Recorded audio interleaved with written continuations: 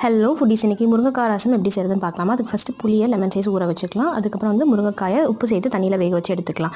அப்புறம் வந்துட்டு பூண்டு மிளகு சீரகத்தை இடித்து எடுத்துக்குவோம். அந்த நேரத்தில் வந்து முருங்கைக்காய் நல்லா வெந்துருச்சு. இப்போ வந்து ஒரு கடாயில் வந்து ஒரு தக்காளி நல்லா ஸ்க்வீஸ் பண்ணி எடுத்துக்கலாம். நம்ம இடித்து வச்சுருந்த இஞ்சி, அதாவது பூண்டு மிளகு சீரகம் அதையும் உள்ளே சேர்த்துட்டு நம்ம வேக வச்சுருந்த முருங்கைக்காய் பல்ப்பு இருக்குல்ல, அந்த பல்ப்பு மட்டும் எடுத்துக்கிறேன். அதுக்கப்புறம் கொஞ்சம் கொத்தமல்லி அதில் கட் பண்ணி போட்டுக்கிறேன்.